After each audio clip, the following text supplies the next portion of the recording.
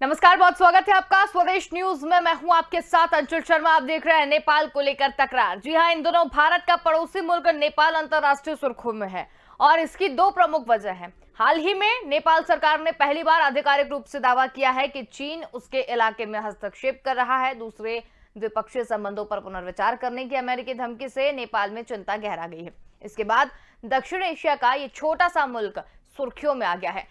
आखिर चीन और अमेरिका की नजरों में क्यों चढ़ा है नेपाल और इसके क्या बड़े निहितार्थ हैं, इस पर आज हम बातचीत करेंगे। लेकिन नेपाल में चीन और अमेरिका के दखल का भारत पर क्या असर पड़ेगा, और इसी पर आज हम चर्चा करेंगे। तो नेपाल को लेकर तकरार जो है वो बढ़ती हुई नजर आ रही है। अमेरिका और चीन के बीच कूटनीतिक जंग देखने को मिल रहा है। तो आपको बता दें कि नेपाल अब अंतरराष्ट्रीय सुर्खियों में आ गया है और नेपाल और चीन में अमेरिका का हस्तक्षेप क्या मायने रखाएगा, इसी पर आज हम बातचीत करेंगे। नेपाल को लेकर लगातार तकरार जो है वो बढ़ती जा रही है।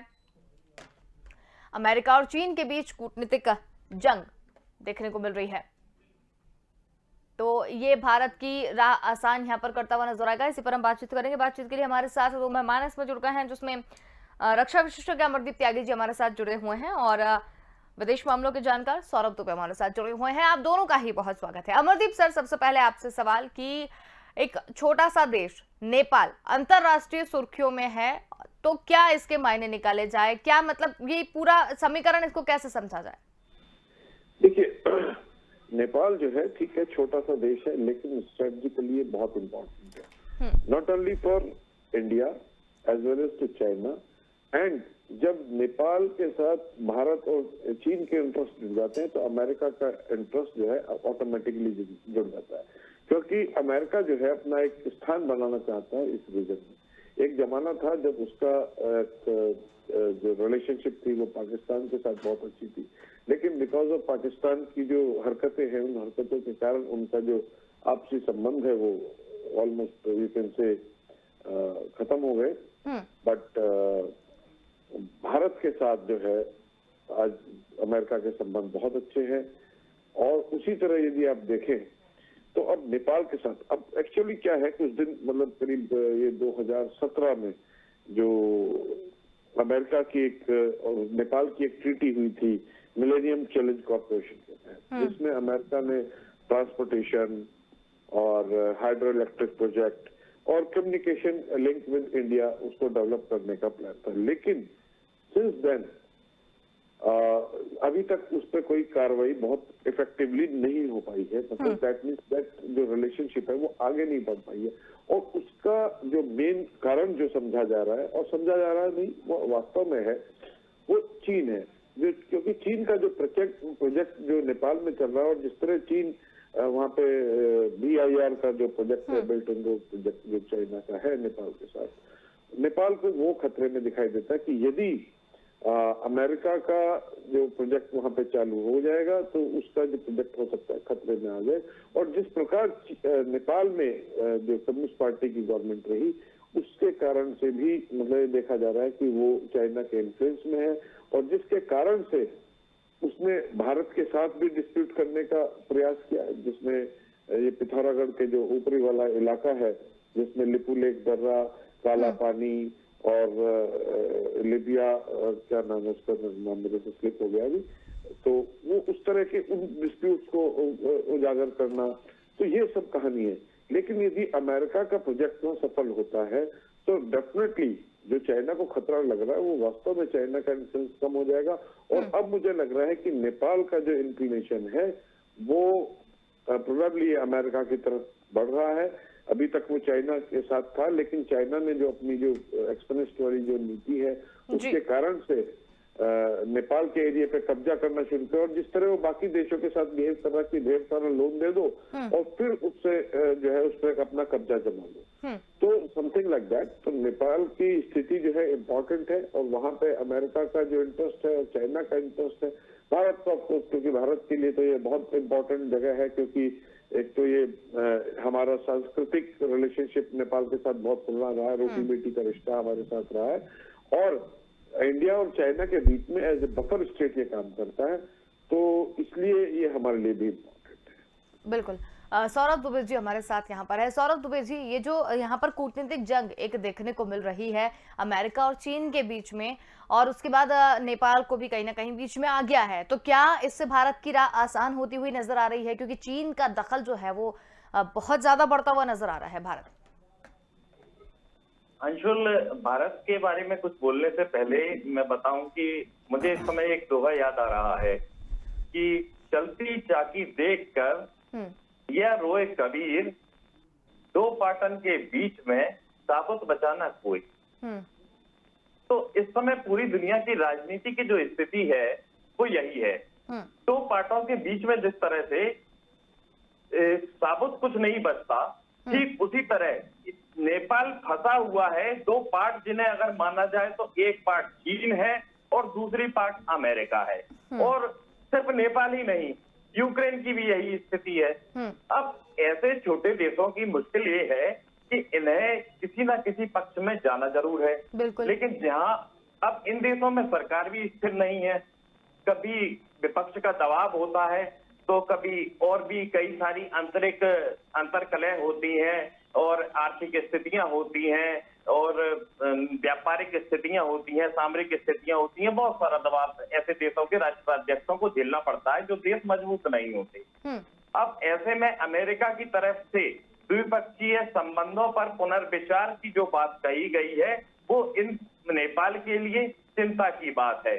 अब भारत की जो स्थितियां हैं फिलहाल भारत के अनुकूल है, तक भारत के अनुकूल रहती हैं ये कहना मुश्किल है, क्योंकि हम पुतिन के दिमाग में झांक कर देखकर नहीं आए हैं कि वो क्या रणनीति बना रहे हैं, और बाइडेन के दिमाग में भी हम नहीं झांक पाए हैं कि वो क्या रणनीति बना रहे हैं।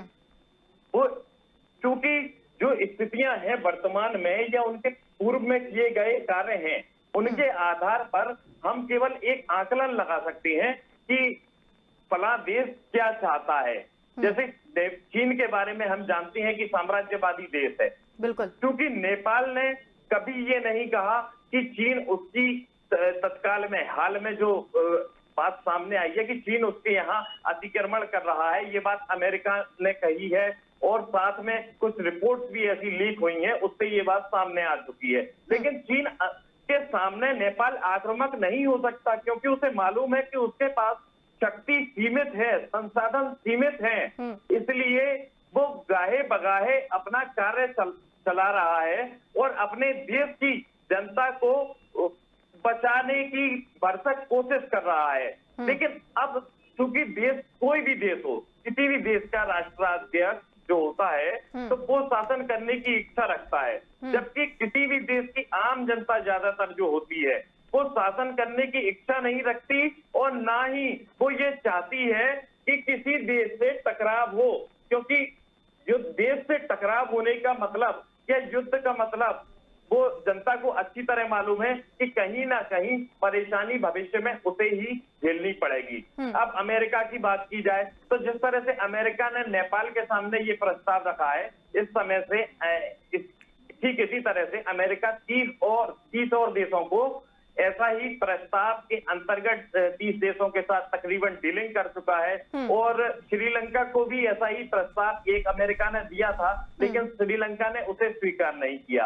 आज जो प्रस्ताव नेपाल के सामने है ये एक नेपाल के लिए बड़ी चुनौती है, क्योंकि नेपाल चीन से भी टकराने की स्थिति में नहीं और अमेरिका से भी टकराने की स्थिति में नहीं, तो दोनों से मिलजुल कर उसे अपनी आत्मरक्षा करनी है और आत्मरक्षा करने के लिए जब शक्ति ना हो तो दया का ही सहारा लिया जा सकता है। तो इस समय मुझे ये लगता है कि नेपाल भी दया का ही सहारा लेगा या और कोई नई ऐसी तिकड़म उसके पास अब मुझे नहीं लगता कि बची हुई है जिससे कि वो अपना फिलहाल रक्षा कर सके या अंतर्राष्ट्रीय तौर पर अपने आप को सुरक्षित प्रदर्शित कर सके, क्योंकि अंतर्राष्ट्रीय राजनीति में कोई देश सुरक्षित है या नहीं है, कोई किसी को सैनिक सहायता देगा या नहीं हो देगा, ये बातें इतर है, बल्कि उसका जो प्रदर्शन है, एक शक्ति का जो प्रदर्शन है, जैसे कि हमने देखा तत्काल में यूक्रेन के लिए कैसे नाटो खड़ा दिखाई दे रहा है, अब हमें नहीं पता कि नाटो की कितनी सेना यूक्रेन के लिए लड़ेगी, क्योंकि यूक्रेन की बहुत छोटी सेना है, तकरीबन 25,000 सैनिक अधिक अप्रोक्सीमेट उसमें होंगे, तो हमें नहीं मालूम। लेकिन शक्ति का जो प्रदर्शन है कि वहां रूस अगर कुछ करता है तो रूस से टकराने के लिए 30 देशों की सेना भी जो है तैयार है।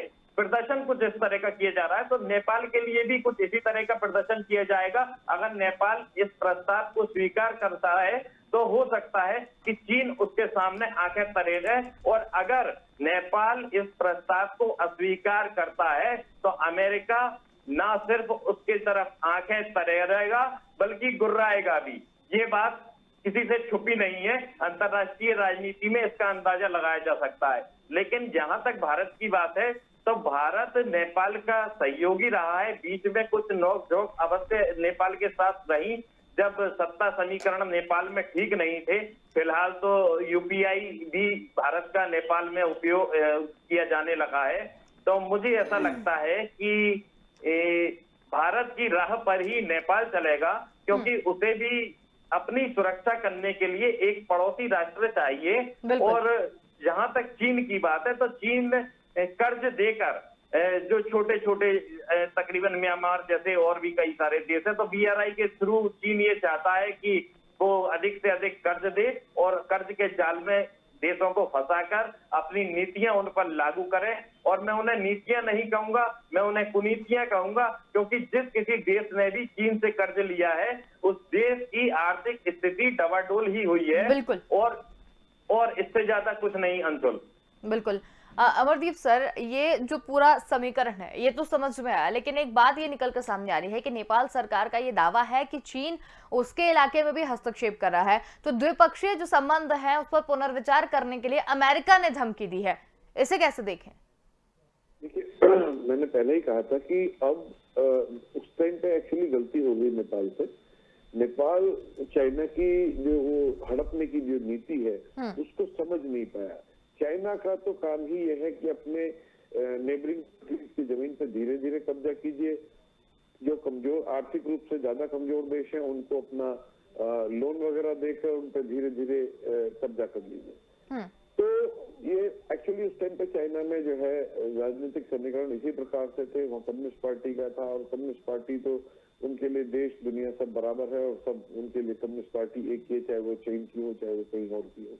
तो उन्होंने उस इन्फ्लुएंस में आके चाइना को एक्सेप्ट किया। अदरवाइज चाइना का उसके साथ में होना कोई बनता नहीं है, क्योंकि भारत और नेपाल के जो संबंध है वो, जैसे मैंने पहले कहा, रोटी बेटी का संबंध। आप देखिए 4,000 Nepalese are serving in Indian army. उसके अलावा न जाने कितने जो नेपाली लोग हैं, जो वहाँ के मूल के लोग हैं, भारत में रह रहे हैं, भारत में काम कर रहे हैं, और उसमें भारत की और नेपाल की दोनों की अर्थव्यवस्था में वो बहुत बड़ा कंट्रीब्यूशन दे रहे हैं। तो वो भारत से छिटक के चीन की तरफ जाने का जो एक निर्णय था वो बहुत ही गलत था। उसका पश्चाताप नेपाल को शायद हो रहा है। और मुझे ऐसा लगता है जिस तरह चीन अंतर्राष्ट्रीय राजनीति में अलग थलग पड़ता जा रहा है और एक विलेन की भूमिका में आ गया है, तो नेपाल को भी कोई गुरेज नहीं होगा कि यदि वो चाइना का हाथ छोड़कर अमेरिका का हाथ पकड़ ले, क्योंकि जो चाइना के जो लोन में जो हिडन कॉस्ट और हिडन एजेंडेज जो हैं वो नेपाल की समझ में आएंगे नहीं, और नेपाल एक ऐसे मकड़ जाल में फंस जाएगा कि उससे बाहर नहीं निकल पाएगा। लेकिन आज ये अमेरिका के जो प्रेशर जो अमेरिका चीन पे बना सकता है, वो ऐसा एक मौका है चीन नेपाल के पास कि वो चीन के इस चक्रव्यूह से निकलकर एक सही रास्ते पे आ सकेगा। क्योंकि अमेरिका का जो ये प्रोजेक्ट है, इस प्रोजेक्ट में उसको नेपाल को फायदा ही होना है, उससे नुकसान कुछ नहीं होना, और उससे भारत के साथ जो संबंध है वो और प्रगाढ़ हो जाएंगे। और जिस तरह से बीच में because of that influence of China, communist party के रूल के होते हुए और इन्फ्लुएंस ऑफ चाइना के होते हुए, जिस तरह भारत के साथ वो बॉर्डर डिस्प्यूट का जो मुद्दा नेपाल ने उठाया वो बहुत ही हास्यास्पद के साथ साथ ये खेदजनक भी था। क्योंकि भारत के साथ नेपाल तो ऐसा है जैसे मतलब एक तरह से बिल्कुल भाई भाई का संबंध है। तो इस तरह से होना नहीं चाहिए था। तो चाइना को यदि नेपाल को यदि इस झंझट से निकलना है, चीन के फंदे से बचना है, तो उसको वो एमसीसी वाला जो अपना प्रोजेक्ट है अमेरिका के साथ, उसको लागू करने में कोई दिक्कत नहीं।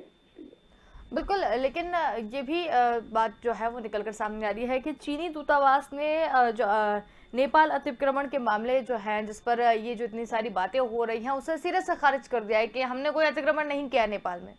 नेपाल चाइना तो हमेशा कहता है कि वो भारत में आज भी अक्साई चीन इतने दिनों से कब्जा है, कितने लाखों किलोमीटर का एरिया भारत का उसके पास है, वो कभी एक्सेप्ट ही नहीं करता। तो दिस इज नथिंग न्यू कि चाइना ये कह दे कि हमने ऐसा कुछ नहीं किया है। वो भूटान के साथ भी ऐसे ही कहता है, गलवान में कहता है तब भी वही कहता है, पीछे हट जाता है तब भी उसकी बात। तो चाइना की किसी भी बात पे भरोसा नहीं कर सकते। जो देश अपने जो सैनिकों को की जो मृत्यु को उसको एक्सेप्ट करने को मना कर दे, उनकी शहादत को एक्सेप्ट ना करे, तो उसकी इस बात का कोई औचित्य नहीं रह जाता। वो ये कह रहा है कि हमने नहीं किया। वो क्यों बोलेगा कि हमने नेपाल की भूमि पर कब्जा किया? वो तो बोलेगा कि वो तो हमारा ही एरिया है, नेपाल वहां इतने दिनों से बैठा था या हम उस तरह से नहीं गए थे। तो इट इज नथिंग ग्रेट कि चाइना कुछ ऐसा कहता है, या चाइनीज एम्बेसी या चाइनीज के जो भी डिप्लोमेट है वो इस तरह की बात करते हैं। वो तो नेपाल को मालूम है कि उनका कितना एरिया उन्होंने कब्जा करने का कोशिश किया या कब्जा लिया है। तो चाइना इस तरह की हरकत खाली नेपाल के साथ नहीं करता है, भूटान के साथ उसने किया, हमारे साथ वो उत्तराखंड में, लद्दाख रीजन में, अरुणाचल प्रदेश में हर जगह करता है। बाकी और जो उसके पड़ोसी देश है उनके साथ उसका सब जगह डिस्प्यूट चल रहा है। तो कहने का तात्पर्य है कि चाइना की ये नीति है और चाइना धीरे धीरे अलग थलग हो रहा है। जिस तरह बाकी देशों का गठजोड़ बन रहा है, अमेरिका का है, इंडिया का है, या साउथ ईस्ट एशिया के दूसरे कंट्रीज का है, चाहे उसमें वियतनाम हो, चाहे उसमें इंडोनेशिया हो, उसके अलावा ऑस्ट्रेलिया है, और मतलब सारे ही देश, सब लोग चाइना से परेशान है, चाइना की हरकतों से परेशान है। और जिस तरह गठजोड़ बन रहा है, नेपाल का उस गठजोड़ में शामिल हो जाना एक अपने आप में इम्पोर्टेंट होगा, नेपाल के लिए भी और बाकी दूसरे देशों के लिए भी। और चाइना को घेरने में ये एक अहम भूमिका अदा करेगा। बिल्कुल। सौरभ दुबे जी, नेपाल में जो सत्तारूढ़ कम्युनिस्ट पार्टी है उसका चीन के प्रति झुकाव था, क्योंकि अभी कुछ दिन पहले अगर हम बैक में जाने की बात करें तो नेपाल भी भारत को आंखें दिखाता हुआ नजर आ रहा था चीन के बहकावे में। तो ये जो अभी स्थितियां बनी हैं, तो क्या ये इसका ये कहना गलत तो नहीं होगा कि साइड इफेक्ट है कहीं ना कहीं इस चीज का कि चीन के प्रति झुकाव था पार्टी का? देखिए, कोई साइड इफेक्ट ये किसी एक घटना विशेष का नहीं है, क्योंकि अंतरराष्ट्रीय परिदृश्य में जो उठापटक हुई है, इस उठापटक के दौरान अब जो शक्तियां हैं जो या फिर जो सामरिक महत्व वाले स्थान हैं, क्योंकि नेपाल सामरिक महत्व के लिहाज से बेहद महत्वपूर्ण है, इस लिहाज से अब उन शक्तियों को हाईजैक करने की कोशिश की जा रही है या उन स्थानों को हाईजैक करने की कोशिश की जा रही है। मैं ऐसा कहूं तो शायद गलत नहीं होगा। हम जब रशियन मीडिया को देखते हैं तो हमें ऐसा लगता है कि ठीक है, स्थितियां जो है रशिया ठीक कर रहा है। जब हम अमेरिकन मीडिया को देखते हैं या पश्चिमी मीडिया को देखते हैं, वहां से जो खबरें आती हैं, तो हमें ऐसा लगता है उन खबरों को देखकर कि अमेरिका ठीक कर रहा है। लेकिन हालात ऐसे होते हैं कि सभी देश अपने स्वार्थ के हिसाब से तथ्यों को तोड़ते और मरोड़ते हैं और अपने पक्ष में करने की कोशिश करते हैं, मगर ये सत्ताधारी या राष्ट्राध्यक्ष ये भूल जाते हैं कि उनकी जनता का हित किस बात में है। अक्सर जहां लोकतंत्र में जो राष्ट्राध्यक्ष होते हैं वो जनता के हित को ध्यान में रखने के साथ साथ ये भी ध्यान में रखते हैं कि उन्हें वोट किस चीज से मिलेंगे। जैसे कि मैं आपको बताऊं, बहुत छोटा सा उदाहरण ये है कि पाकिस्तान में अगर कोई राष्ट्राध्यक्ष है, वो जब तक भारत को कोसेगा तब तक उसके समर्थन होता रहेगा, और जहां उसने भारत को कोसना बंद कर दिया, वहां पाकिस्तान में ही उसकी किरकिरी होना शुरू हो जाएगी, वहां की आवाम भी शायद उसे पसंद ना करे। और ये एक माइंडसेट है, हर देश में ऐसा माइंडसेट है। तो इस माइंडसेट से बाहर निकल के दुनिया को शांति की तरफ ले जाने की दिशा में सभी को आगे बढ़ना होगा। अन्यथा वो दिन दूर नहीं जब हम सभी इस दुनिया में अशांति के कारण परेशान हो, क्योंकि स्थितियां बेहद नाजुक हैं, बेहद संवेदनशील है, एक दूसरे के प्रति नफरत और घृणा के भाव भरे हुए हैं। और ये मुझे नहीं लगता कि आम लोगों में ऐसी कहीं कोई भावना है। एक आम इंसान चाहे वो किसी भी देश का निवासी हो, शांति से रहना चाहता है, सुकून से रहना चाहता है, और वो नहीं चाहता कि कहीं जंग हो, कहीं युद्ध हो और कहीं गलत हालात बने, ऐसे हालात बने जिससे कि उसको पलायन करना पड़े, जिससे कि उसको भुखमरी का सामना करना पड़े। तो दुनिया बेहद खूबसूरत है और इस खूबसूरत दुनिया को सजाने और संवारने की कोशिश करनी चाहिए। मुझे ऐसा लगता है कि नेपाल को इस समय ये प्रस्ताव जो है अमेरिका का, इसे स्वीकार कर लेना चाहिए। ये मेरा व्यक्तिगत मत है, क्योंकि नेपाल आर्थिक रूप से संपन्न नहीं है और अपनी जो वहां की जनता है उस जनता को कहीं ना कहीं लाभ पहुंचाने के लिए, प्राथमिक सुविधाओं के लिए उसे पैसे की जरूरत है। अमेरिका फिलहाल उसे जो है धन मुहैया कराएगा। और खास बात ये है कि भारत नजदीक ही पड़ोसी है और भारत के भी अमेरिका से घनिष्ठ संबंध हैं। तो एक लय में जो दो देश चलेंगे, साथ साथ चलेंगे। भारत के साथ अगर मिलती जुलती विदेश नीति नेपाल की होगी तो नेपाल को भी फायदा होगा, क्योंकि भारत बहुत तेजी से विकास करता हुआ देश है और भारत को कोई भी अनदेखा नहीं कर सकता इस समय पे। यहाँ तक कि हाल में अमेरिका से आए बयान को भी हम गंभीरता से अगर देखें तो उसके भी कूटनीतिक निहितार्थ हैं। जैसा कि अमेरिका ने कहा है कि अगर यूक्रेन वाला विवाद ज्यादा बड़ा होता है या मसला बड़ा होता है तो भारत को अमेरिका के साथ होना पड़ेगा, क्योंकि भारत लिखित संधियों को लेकर प्रतिबद्ध है, संकल्पित है। हालांकि भारत ने समझदारी अभी ये दिखाई है कि इस गंभीर मसले को लेकर जल्दबाजी नहीं की और किसी भी तरह का कोई बयान नहीं दिया, ना ही रशिया के पक्ष में और ना ही अमेरिका के पक्ष में। इसलिए मुझे लगता है कि नेपाल को भारत से सीख लेते हुए आगे बढ़ना चाहिए। अंशुल, बिल्कुल, बहुत अच्छी बात आपने यहाँ पर कही, लेकिन एक सवाल मेरा आपसे यह है कि चीन की नज़र दक्षिण एशियाई मुल्कों पर है और हिमालय राष्ट्र होने के कारण नेपाल सामरिक रूप से चीन के लिए काफी उपयोगी है। तो जैसे ही वो घुसपैठ भारत में करता हुआ नजर आ रहा है, जैसी आंखें भारत को दिखा रहा है, तो ऐसी चीजें नेपाल के लिए भी वो करता हुआ नजर आएगा कुछ दिन बाद? जी हाँ, नेपाल के लिए अभी क्या, नेपाल के लिए काफी पहले भी ऐसी ही हरकत कर चुका है चीन और अतिक्रमण की कोशिश नेपाल में की जा चुकी है। और नेपाल ही क्या, चीन की सीमा से सटे अधिकांश देशों में चीन अतिक्रमण करने की कोशिश कर चुका है। लेकिन भारत में ये कोशिश चीन की कामयाब नहीं हो पाती है। कुछ सीमा को लेकर विवाद है, अब जरूर है, और उस विवाद की हम उम्मीद करते हैं कि वो सुलझा लिया जाएगा। लेकिन नेपाल जैसे जो देश हैं, इन देशों को बेहद सजग रहने की जरूरत है। जो छोटे देश हैं, सीमा से सटे हुए, चाइना की सीमा से सटे हुए जो छोटे देश हैं, उन्हें बेहद संजीदगी बरतने की जरूरत है और अन्यथा उनकी जमीन पर अतिक्रमण हो सकता है। और मुझे लगता है कि ऐसे देशों को अमेरिका से हाथ मिला लेने में कोई हर्ज नहीं है अपने देश की सुरक्षा करने के लिए। बिल्कुल, बहुत अच्छी बात आपने यहाँ पर की। अमरदीप सर, समय भी हो चला है, आपसे इस पूरे मामले को लेकर एक अंतिम टिप्पणी जानना चाहेंगे। देखिए, नेपाल की बहुत बड़ी गलती थी कि जिस तरह उसने चीन के साथ वो समझौता किया, चीन को समझने में शायद गलती की थी, क्योंकि चीन के साथ जो जाएगा उसकी हालत वैसी होगी जो पाकिस्तान की हो गई, जिस तरह श्रीलंका की हालत हो गई है। और वो दिन दूर नहीं कि यदि नेपाल उसी राह पर चलता हो तो नेपाल की भी हालत यही होगी।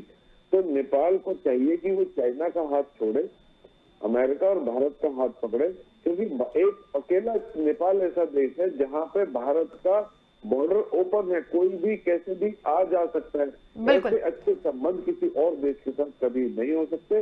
तो China, Nepal should follow the path along with India and अपनी उन्नति करना चाहता है तो उसको अमेरिका का हाथ पकड़ना चाहिए। बिल्कुल, बहुत ही अच्छी बात आपने यहाँ पर कही। आप दोनों ने ही समय निकाला और हमारे साथ पूरी चर्चा में शामिल हुए, इसके लिए बहुत धन्यवाद। तो आज हम यहाँ बात कर रहे थे नेपाल को लेकर बड़ी तकरार को, जिसमें अमेरिका और चीन के बीच कूटनीतिक जंग जो है वो शुरू हो गई है, लेकिन भारत की राय से आसान होगी या नहीं, इस पर हमने बातचीत की। भारत का पड़ोसी मुल्क नेपाल जो है वो अंतर्राष्ट्रीय सुर्खियों में है और नेपाल सरकार का ये दावा है कि चीन उसके इलाके में हस्तक्षेप कर रहा है। वहीं द्विपक्षीय संबंधों की अगर बात करें तो उस पर पुनर्विचार करने के लिए अमेरिका धमकी दे रहा है। अमेरिका की धमकी से नेपाल में भी चिंता बढ़ी है और नेपाल की सत्तारूढ़ कम्युनिस्ट पार्टी की चीन के प्रति जो झुकाव था वो कहीं ना कहीं अब हावी होता हुआ नजर आ रहा है। लेकिन भारत के लिए क्या राह आसान होगी और भारत अब इसमें क्या कुछ कदम उठाएगा, ये फिलहाल आने वाला वक्त ही बताएगा। फिलहाल देखते रहिए स्वदेश न्यूज, क्योंकि सबसे पहले देश।